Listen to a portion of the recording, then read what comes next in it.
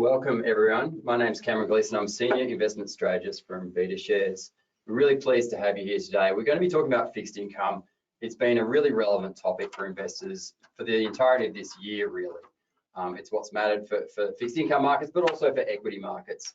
And I'm joined by my colleague, Chamath De Silva, who's the lead portfolio manager in our fixed income team. He's a really great resource to have for this conversation today. Has a lot of insights to share with you today about central bank policy and how that impacts both bonds and equities. Welcome, Chamath. Thanks, Cam, and thanks everyone for joining this webinar. Great. So before we get started today, of course, everything we say is general in nature. Please seek financial advice for your particular circumstances. We will be sharing a copy of this recording as well as the presentation slides with you later today, so you'll receive them in your inbox. Also, if you see the Go To Webinar widget, you can see that little toggle box there. Feel free to ask a question anytime during the presentation. We'll reserve some time at the end of this.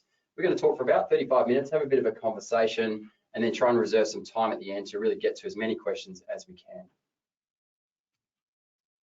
Look, a bit of a background on BetaShares. I'm sure most of those who have tuned in are quite familiar with BetaShares.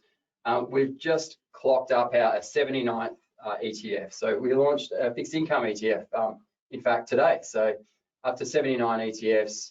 And, I guess the BetaShares story is one of really a challenger to the incumbent, which is unlisted funds in the Australian landscape. We've been incredibly successful this year in terms of, seeing inflows into our funds. Our funds have received excellent support through individuals such as yourselves, and we thank you for that.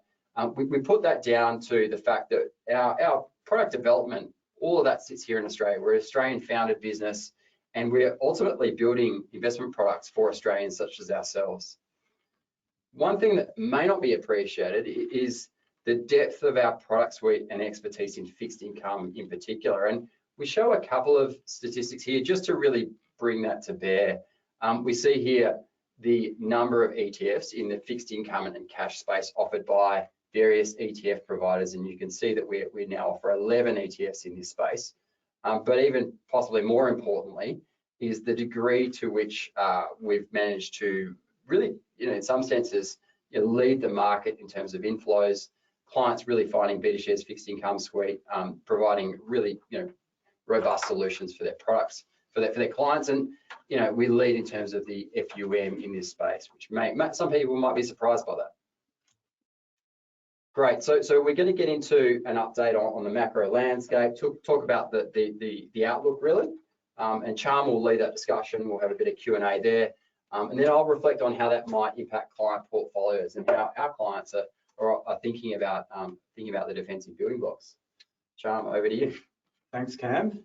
So there's a lot going on in bonds right now, but I guess just to set the scene, inflation has forced central banks around the world to basically aggressively hike policy, largely via higher interest rates. And central banks are doing that really not only to curb inflation pressures, but also to keep medium to longer term inflation expectations anchored. Now, this has caused a big repricing across fixed income as the bond market has had to digest a much more aggressive outlook for policy rates. And we've seen historically large drawdowns across the major bond indices. But there is a silver lining to this. And because of what's happened, looking forward, we probably have the best forward-looking return prospects from the asset class in several years.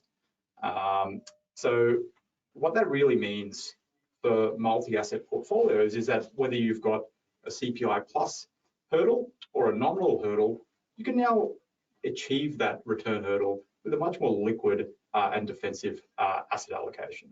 But importantly, the moves have been so large in fixed income, it's possible that maybe equity investors haven't fully comprehended what's happened, just the magnitude of the moves. And I'll argue that perhaps the equity market is a little bit complacent around the policy implications on discount rates and earnings going forward.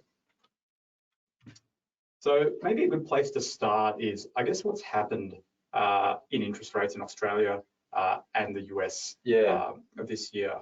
Yeah, I think this is actually a really interesting point to start. And one of the assumptions in terms of fixed income is that fixed rate bonds are a bad asset to hold when the central bank is hiking rates. But if we look at, for example, that chart of the Australian interest rate scene for this year, I'll get you to talk to this, but I think that somewhat dispels that assumption, doesn't it? Yeah, that's right. So as you'll see from this chart, the RBA started its hiking cycle in May of this year.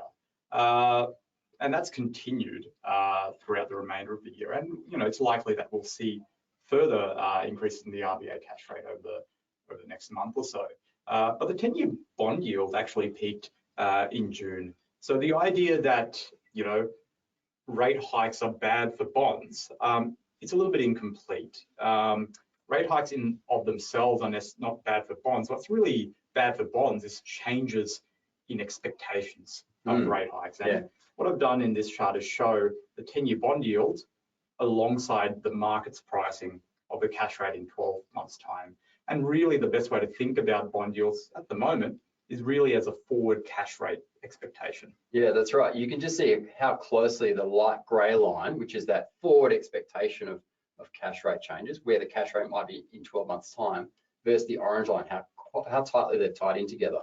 And interesting to note, I mean, you mentioned that the 10-year government bond yield peaked in mid-June. Well, since that point, the cash rate's gone from 85 basis points to 2.85%. It's gone up 200 basis points. But the 10-year bond yield is actually drawn down. So if you'd held fixed rate bonds or fixed rate government bonds since mid-June, you've actually, you're in profit. You've made money over that period, which is quite interesting given the narrative around, the amount of pain in fixed income markets. Indeed, and it's also important to be aware that the bond market is forward-looking. It started pricing in the rate hiking cycle back in 2021. Yeah, a long time ago. Exactly, and because it is forward-looking, it'll also start to price in the end of the rate hiking cycle and eventually the rate cutting cycle, if it does happen, probably well before the RBA eventually moves. Yeah, that's probably a good point. I mean, if we look at the next slide here, I mean, maybe you could talk about how this has evolved sort of over the year.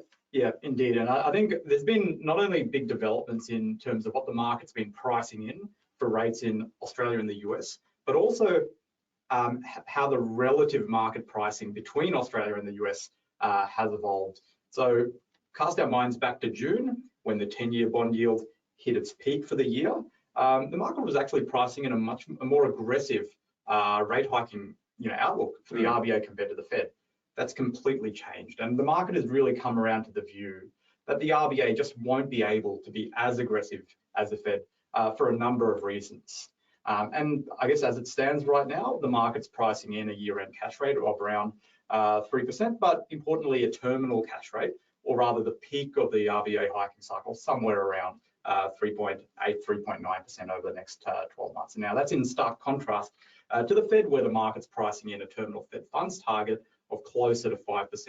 Yeah, and maybe we could just briefly touch on, why it is that we now see this higher terminal Fed funds rate or US cash rate versus Australia. Yeah, so we've seen, I guess, the RBA become a little bit more, say, circumspect with its hiking cycle compared to the Fed. The Fed's basically resolve for rate hikes appears to be, unchanged. Inflation is very much their singular focus. Whereas at least the RBA is starting to think about maybe financial stability risks, especially when it comes to the impact of rate hikes on the household sector and household balance sheets. So unlike the US, we don't have the luxury of 30-year fixed rate mortgages here. Most Australian mortgage holders are on variable or very short-term fixed rates. So there is quite a fast pass-through between changes in the policy rate and the changes in mortgage rates and therefore household financial conditions. Yeah, definitely. Now, I just wanted to, raise this prospect of, the idea that central banks are hiking into a slowdown. And this is very much deliberate and it's by design. Inflation is the main focus of central banks at the moment still. And, they are trying to achieve this by effectively destroying nominal demand. They're trying to destroy, or at least curb growth in order to curb inflation pressures and inflation expectations. And we are starting to see some indicators that the US economy might be slowing down materially. Now, right now, the US economy is still robust, especially when looking at it through the lens of the labour market and retail sales. That those parts of the US economy are still very robust. But as asset allocators, we have to try and live in the future. And when looking 6 to 12 months out, there are signs that maybe economic activity might slow down quite materially, raising the risk of a US recession. So this chart is looking at a couple of forward-looking indicators, namely the US ISM Manufacturing Index, which is a forward-looking measure of, I guess, business activity, as well as the University of Michigan Consumer Sentiment Index. So at least these two forward-looking indicators do suggest that we have elevated recession risk over the next 12 months. Now, I just want to talk about inflation expectations very briefly. Now, I didn't mention it, that inflation expectations, or anchoring inflation expectations, is really what the central banks are trying to do by tightening policy. And it's important to see what the bond market is thinking about inflation expectations in terms of what it says about central bank credibility. So the first chart is showing what the market is pricing in for inflation in Australia and the US over the next 5 years. And this is heavily impacted by commodity prices, I would argue. And we have seen a bit of a moderation, especially in the US, of short to medium term inflation expectations, just as commodity prices have eased in recent months. But more importantly, from the central bank's perspective, especially regarding the market's perception of their credibility, is longer term inflation expectations, which I've proxied on the right-hand chart using the so-called five-year forward measure of inflation, which is basically looking at the market's pricing of inflation over a 5-year period, starting in 5 years' time. So several central banks around the world do look at that as their preferred measure of inflation expectations. And right now, for both Australia and the US, this measure of long-term inflation expectations is still anchored around the central bank's target. That said, the Fed has come out and stated that just because longer-term inflation expectations still remain anchored is no reason for them to ease off just yet on their hiking cycle, because maybe longer-term inflation expectations are anchored because central banks are being so aggressive. Yeah, look, I think so. I mean, this slide and the previous slide are both, I guess, interesting juxtapositions between what's happening in terms of backward-looking measures of economic activity. The economy looks very hot. At looking at realised inflation that we're seeing today in the cost of our grocery basket versus a forward-looking view of the market. So, for example, the chart on the left-hand side is saying that the market is saying the average inflation rate expects over the next 5-year period sits in Australia, between 2.5% and 3%, which is well within their bound. Now, the RBA sort of come out and said that they're sort of willing to really digest an elevated level of inflation above the upper band within the next sort of year and a half. But they do expect that to come down over time, and the market clearly believes that too, doesn't it? Yeah, indeed. And remember, markets are forward-looking.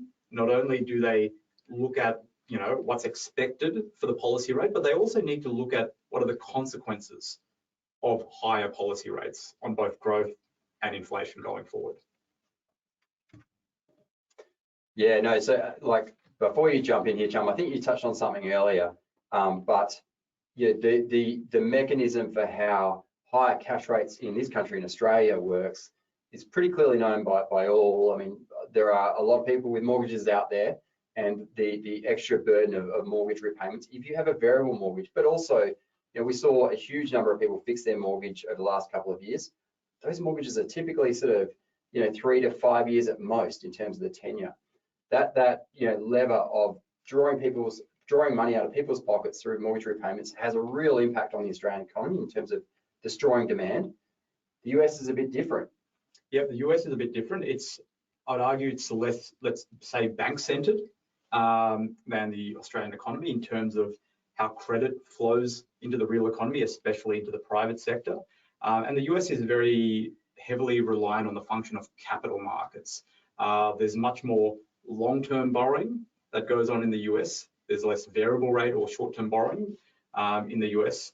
And, you know, the Fed has really been clear that financial conditions is really how they try and implement monetary policy. So financial conditions is this fairly wonky concept that's really there to take into account all the factors that affect the real cost of capital, not just the overnight policy rate. It incorporates longer term interest rates. It incorporates, you know, credit spreads, or rather the margin that riskier borrowers have to pay above risk-free rates.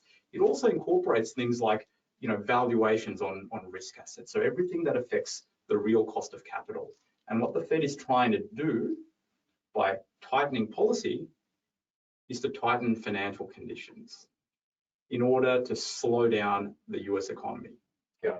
So it's sort of a measure of, you know, the wealth effect of the cost of doing business. And if that, you know, people are feeling poorer, if it's harder to borrow money or more expensive to borrow money generally, then you would say that the posturing of the Fed is one of tightening. Indeed, indeed, and it's important to remember that, you know, the modern economies are a lot more financialized these days, and asset prices arguably have a bigger impact, not just through the wealth effect, but also as a form of collateral to borrow against. So this is why I think the Fed in particular is very cognizant of asset prices, and it incorporates all these measures into financial conditions indices, such as the one shown on screen, which in this case is the Goldman Sachs Financial Conditions Index, which is one measure that's widely watched. Now, one element of financial conditions you could argue is real yields, and these are the yields basically above inflation expectations. Or put another way, these are also the yields that inflation-protected government bonds pay. And I think one of the most interesting developments in recent months has been just a massive repricing in risk-free, inflation-protected yields in Australia and the US. It's been huge, hasn't it? It has been absolutely massive. But remember, it came from, I guess, a very low base. So, you know, if we look at, say, US real yields, you know, they've basically gone from, you know, the all-time lows at the end of last year to some of the highest levels in years. And just the magnitude of the move is, you know, effectively the largest in history. Yeah. But I think importantly, and this is especially important for equity investors, in the post-GFC period, we've had a bit of a, I guess, a narrative.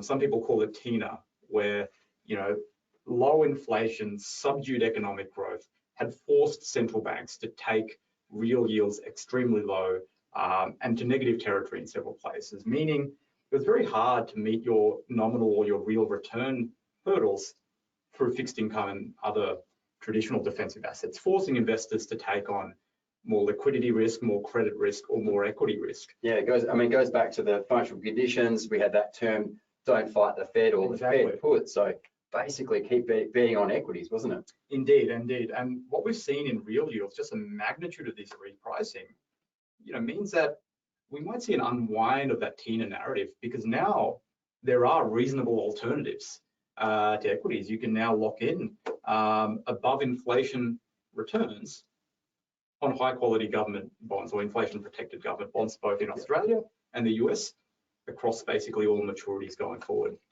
So, I mean, I don't want to sort of spend too long talking about it. The concept of a real yield, you know, can seem a little bit technical, but I guess the crucial thing is when we think about the relevance of real yields, they're really important to think about how we value equities, aren't they? That's really the impact that we're seeing here, is that jump in real yields effectively increases the risk-free rate we use to discount equities, isn't it? And that's where we're thinking across fixed income and equities, and thinking about where the relative value is. Indeed, indeed. And, you know, equities, you know, we don't look at them in a vacuum. The market doesn't look at them in a vacuum. Equities should always be compared against other alternatives. Another element of financial conditions is credit spreads. And we've seen actually some very interesting developments, both in the investment grade and high yield, and also an interesting divergence between Australia and the US, specifically Australian dollar credit spreads and US dollar credit spreads. Now, just to a refresh about terminology. Credit spreads are the pickup in yield that corporate bonds pay above government bonds of the equivalent maturity.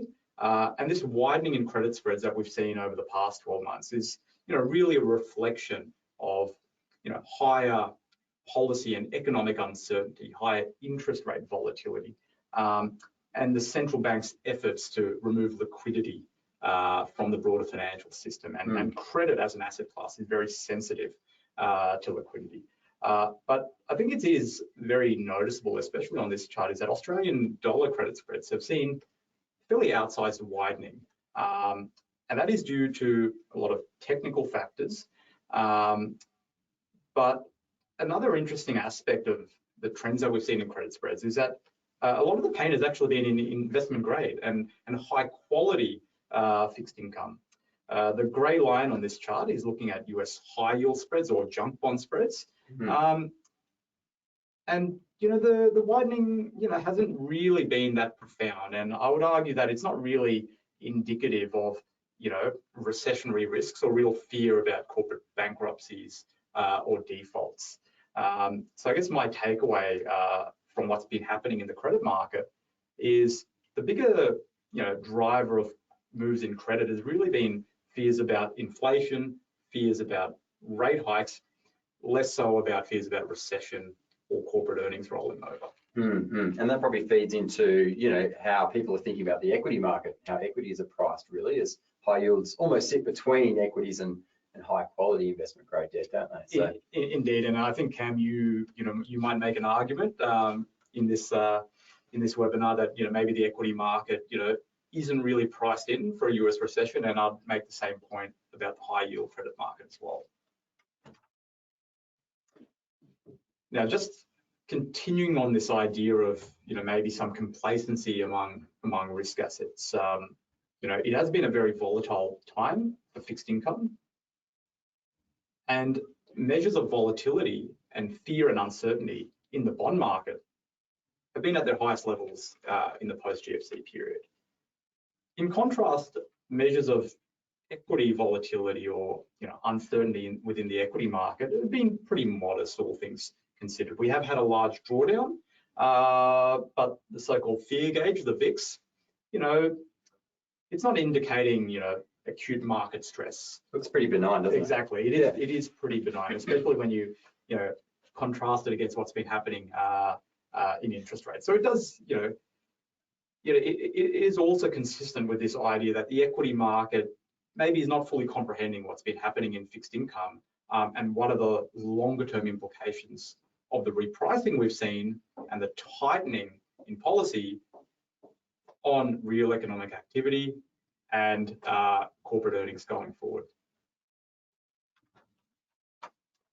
And finally, on a similar point, measures of the equity risk premium have actually compressed by several measures. So this is a chart showing the free cash flow yield on the S&P 500 against the real yield on 10-year inflation protected US Treasuries. And although we have seen equity yields move higher, they haven't kept pace with the repricing in real yields across fixed income. And at least by this measure, the equity risk premium has fallen despite greater policy and economic uncertainty and risks around corporate earnings over the next 12 months. Great, thanks, Cham. So, look, in summary, I think we've obviously seen a torrid time for fixed income, particularly fixed rate bond exposures due to central bank policy and really expectations of what central bank policy looks like over the next 12 months. But the silver lining, to sum it up really, is that fixed income now looks like an attractive asset class again, and we haven't seen this for a long time. And we've got here just a selection of our Australian fixed income exposures. They're divided up into fixed rate exposures on the top part of the chart, you can see there on screen, and our floating rate exposures. One of the things that we have seen since mid-June when the Australian 10-year government bond yield peaked is that we've actually seen a lot of investors, particularly perhaps those that are model managers or more in the institutional space, looking to reallocate to fixed income exposures. And the reason for that has been that hunt for yield that has taken place over the previous 10 years, where people couldn't get returns out of fixed income, and they've moved from fixed income into equities. Those investors, a lot of them are now looking to move back into fixed income. If you can get, for example, if we look at our core composite Australian fixed income fund is OZBD, which is the third line down. The expected return on that fund as it sits is over 5%, and that's very attractive for what should be a lower risk asset than Australian equities. So that's certainly a place that people have looked to invest in.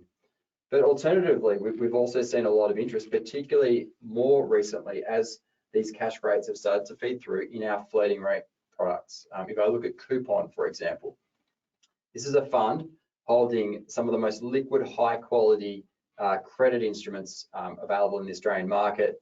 It's been very capital stable this year and providing a return much higher than, for example, term deposits or cash. That return, as we see these cash rates come through, is likely to increase further. And so that's also been a place that people have been very interested.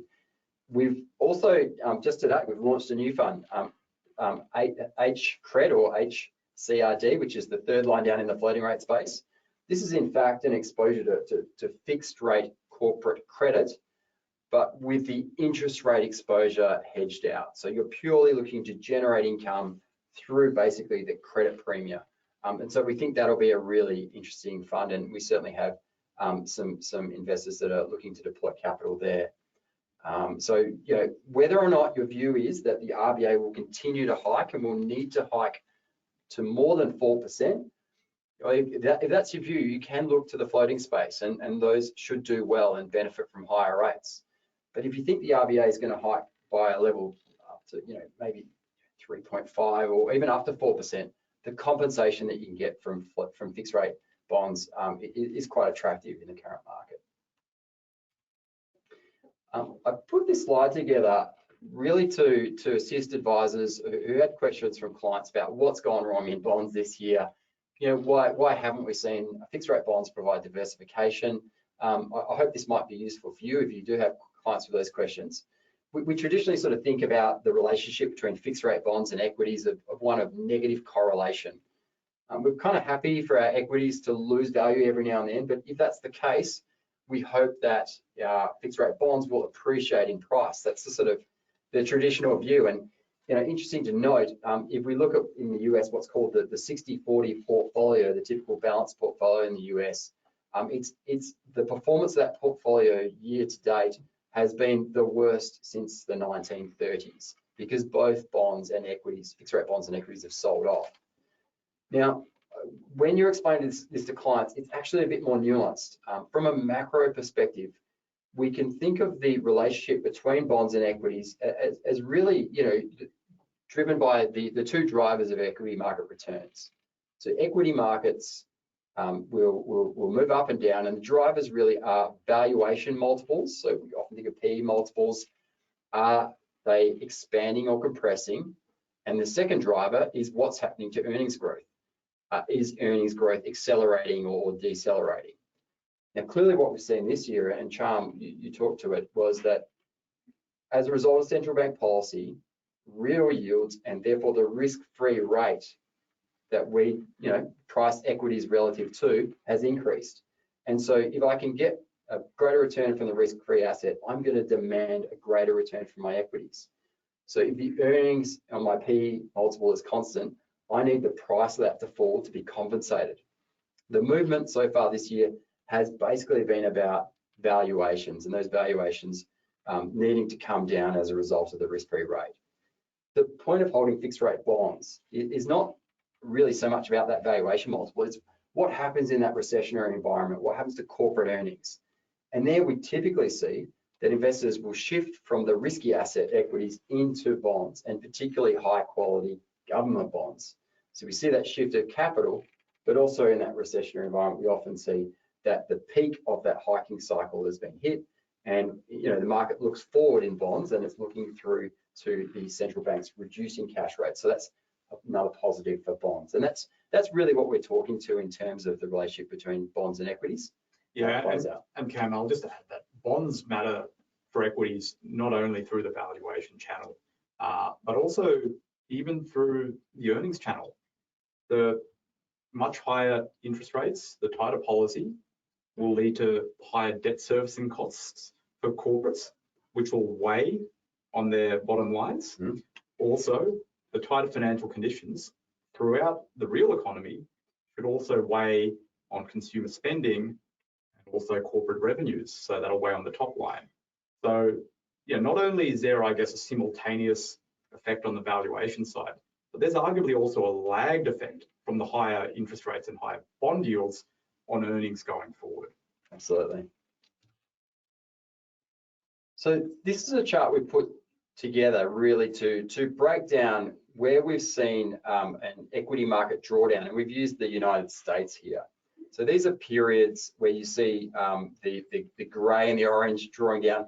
This shows the proportional breakdown as to the contribution of valuation multiples or PEs versus earnings changes to the overall drawdown in equity markets.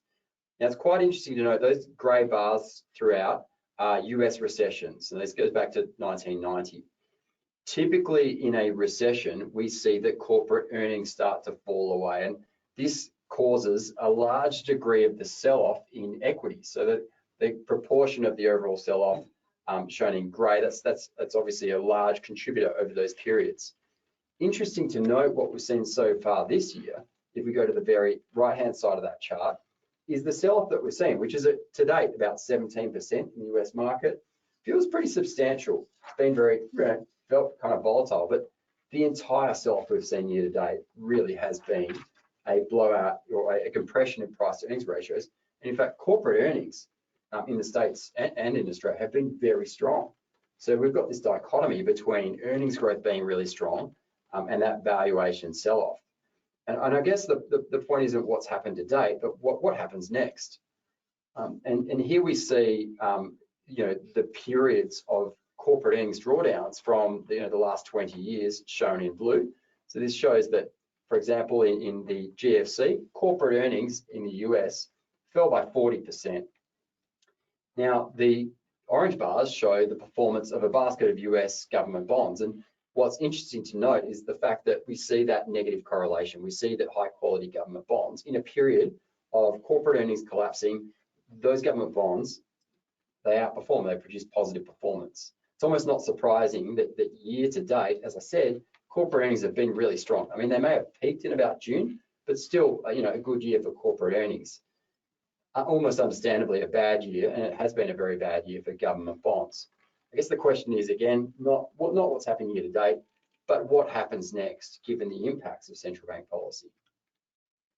And so we're really looking to, how our corporate earnings going to play out? How have we gone so far? Look, the Australian earnings season, where companies disclosed in August, September, it was much better than feared, generally in line with consensus. In the US, we've seen the Q3 earnings season. The overall market had positive earnings of about 3%, which was in line with consensus, but that was held up by the energy sector in particular that performed very strongly. And there's been a lot of headwinds from a strong US dollar impacting US corporate earnings and a lot of pressure on earnings. It feels like a late cycle earnings season. In Australia, we've just seen the banks report, and while it's sort of done okay, it's interesting to note that their net interest margins, while they've expanded a little bit, haven't really expanded by as much as you'd hope in a rising rate environment. So, we're sort of in an interesting spot. The US consumer, we saw US retail sales come out last night, and that's very strong. So far, the Australian consumer looks quite robust.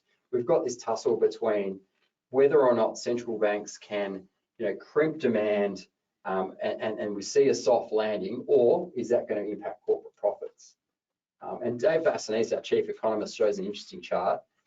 We've never seen a period of inflation or increases in inflation in a period such as this without a US recession.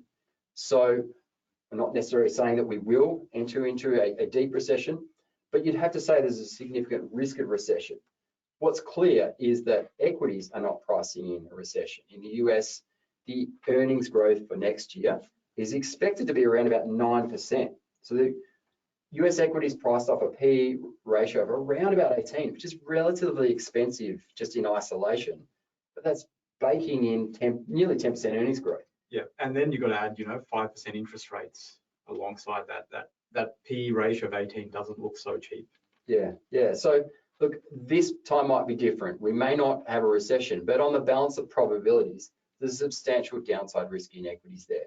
And when we're thinking about client portfolios, we're thinking about what they can do to protect against these risks.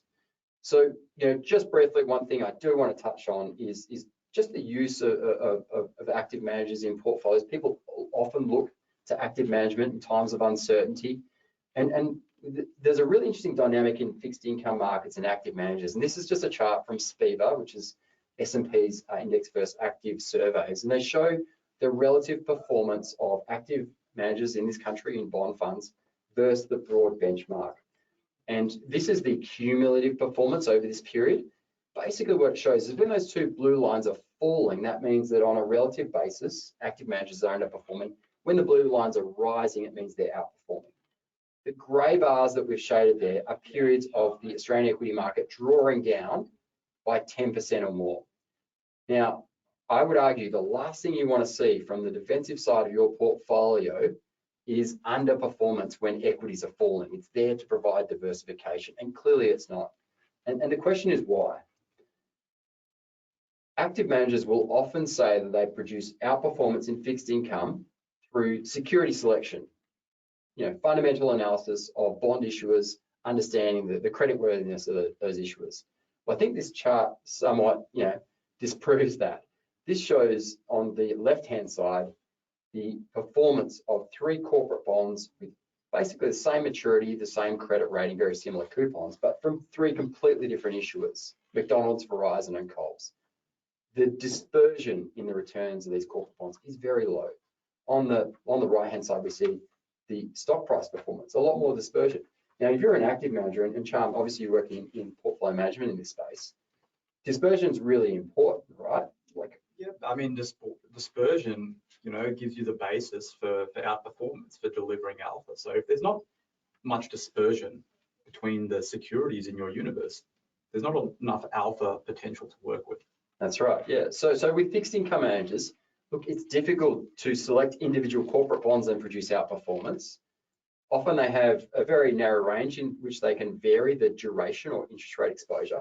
What we typically see is an overweight to corporate bonds as a whole, because corporate bonds have a higher expected return, but they also have a higher degree of risk and higher correlation to equities.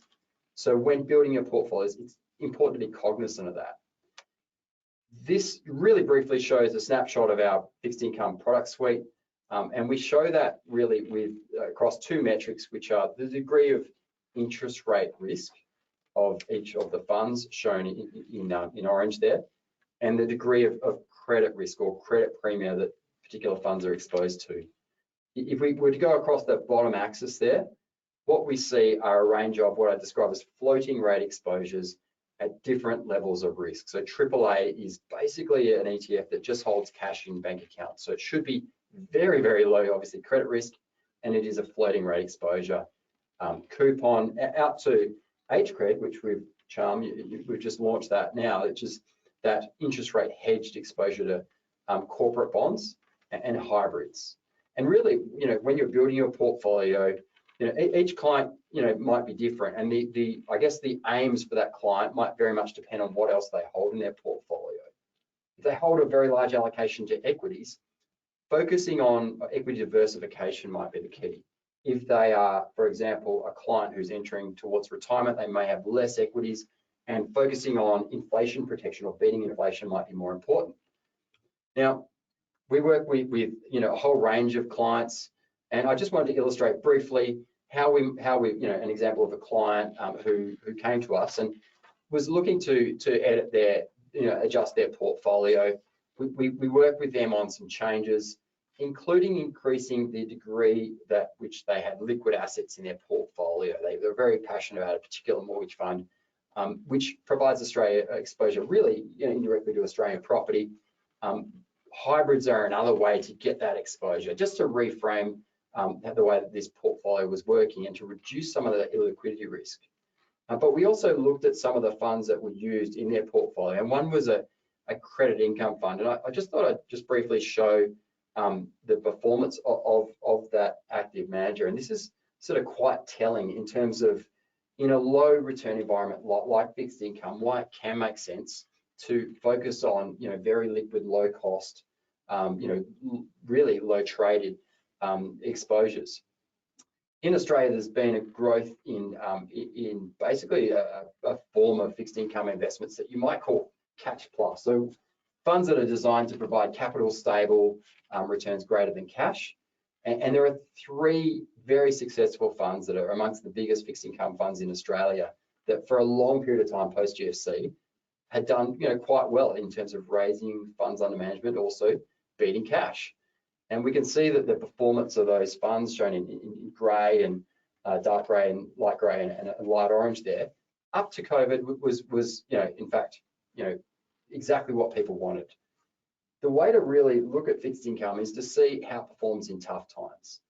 Coupon, rather than being an actively managed fund with higher fees and higher trading, is a very simple fund, right? It's just investing in floating rate notes, the most liquid issuers in the Australian market of floating rate notes, and very low fee.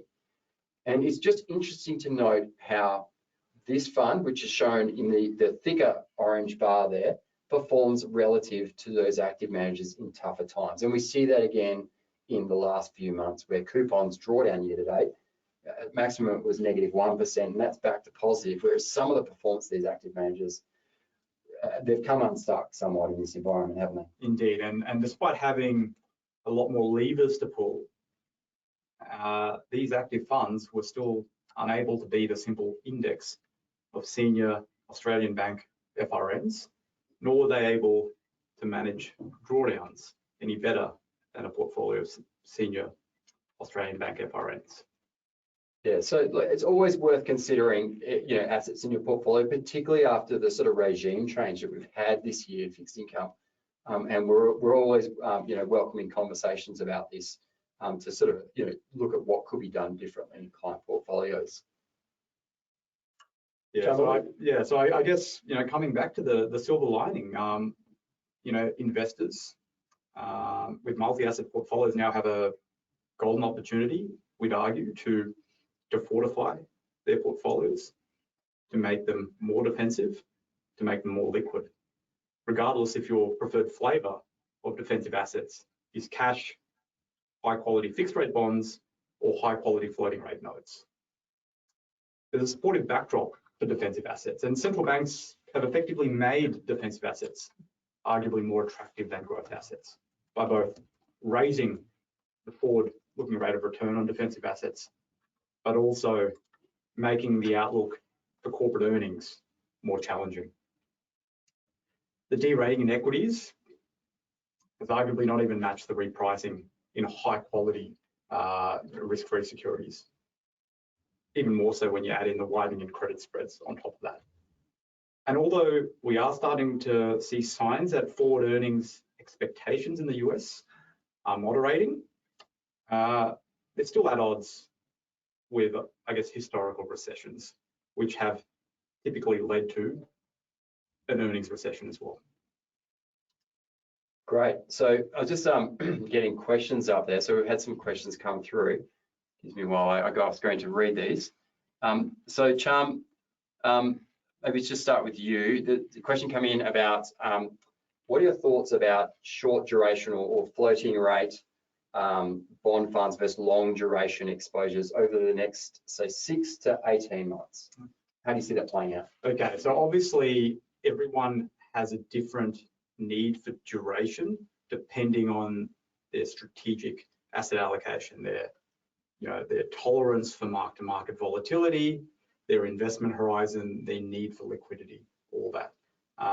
But with that said, one way of thinking about fixed versus floating or short duration versus long duration, is really what's currently priced in to the yield curve versus what you expect central banks to deliver. So coming back to your earlier point, if the RBA is able to take the cash rate above 4% over the next 12 months, then that probably suggests it's worth considering staying in cash or floating rate notes. If you think the RBA will fall short of current market pricing, if you think the RBA might not be able to get much above 3% in the cash rate, then that will present quite a constructive outlook for fixed rate debt and for adding duration to portfolios. Great. Another question here. Is now the time to buy? This is obviously general in nature only as discussion, but is now the time to buy? And should we invest in Australian or global fixed income? Good question. So I guess our view within BetaShares, and this is one that's been shared by our chief economist, David Basnese, has been that the RBA just wouldn't be able to take the cash rate anywhere near as high as the Fed. And that's really starting to play out, and the bond market has come around to that view. Going forward, I think it remains to be seen just, how much further US rates could go. Now, the Fed is still being, very, very hawkish, and, inflation still remains its main focus. So there is risks for one last push higher, especially in short-term US rates, which could potentially drive long-term Treasury yields higher. But that said, I think there are signs really emerging that what the Fed has already done is starting to work. There's obviously been a bit of a slowdown in economic activity. Some aspects and the most interest rate sensitive parts of the US economy, such as housing and autos, have really ground to a halt, more or less. And that will have consequences for the broader economy, which would weigh on nominal growth going forward, which would eventually support long-term US Treasuries into 2023, I would argue. But overall, we still feel that it's probably worth thinking about staying overweight Australian bonds versus US bonds, but that could change once we get into 2023 and the US economy really starts to feel the pain and feel the effects of this tightening in policy. What about credit? There's a question here. I mean, what do you expect to happen to credit spreads? We saw that, particularly in Australia, credit spreads are quite elevated, which is offering good compensation. Yep. How do you think credit will go in a mild recession? Yeah, so I think credit's probably well priced for a mild recession, especially if we think about investment grade credit spreads. The main driver for investment grade spreads are not really default risks or risks of corporate bankruptcies. Given investment grade issuers, default risk is pretty negligible. It's really about liquidity risks. And I think if we do get a shallow recession, we could actually see an improvement in the outlook for global liquidity into 2023. And right now, given the moves that we've had, especially in Australian investment grade corporate bonds, credit's probably already well priced to handle a shallow or modest recession. And I think if you've got an outlook of 2 years or more, I think it's probably a good opportunity, given spreads are trading basically at their highest levels or their widest levels since the European debt crisis. Yeah, what's CRED, our Australian investment grade corporate credit fund trade? I think the yields on that's about 7%, isn't it? Yeah, so the yields are around, and it's paying around 250 basis points above equivalent maturity government bonds. So that's quite a generous credit spread. So again, if you do have the ability to stomach some volatility, which could persist over the coming months, it's worth looking at fixed rate investment grade credit. That said, if you want to, let's say, a less volatile exposure, you now have a number of floating rate and duration hedged options. Age credit. Exactly. Yeah, and I'll take the one last question. I'll take this one. So the question is, what types of fixed income do you think are best for your clients in the current environment? Look, one thing to note, obviously, we're quite conscious of is that, look, managing client expectations, investing is an emotional game. We think, if we look at our model portfolios and our asset allocation, we use a blend of fixed and floating. We're currently duration neutral across our model portfolios. I guess one thing that we think is really important is really being able to communicate with your clients. What's the role of particular fixed income funds within their portfolio? If we take a floating rate exposure, what's its role? And typically you're saying that is going to be something which ideally will be more capital stable and will drive income. What's the role of something which has higher quality fixed rate bonds? well, its role is going to be equity diversification. It won't always perform. We're holding that though for the time when corporate earnings fall over in a recessionary environment. So if you can clearly articulate what the roles of these different building blocks are, we think you can build a really efficient portfolio and bring your clients along the journey with you in really what's been year to date a bumpy ride, let's face it, for investing. Okay, I think that's all we've got time for here today. Really appreciate you coming along today. If you'd like to find out more about BetaShares, you can see a bunch of our social handles there. Sign up for Bass Bites, weekly newsletter from our chief economist. Cham, I've really appreciated the conversation with you today, and I've learned some things, and I hope everyone on the line has too. Thank you very much for your time. Thank you for joining us. Thanks, everyone.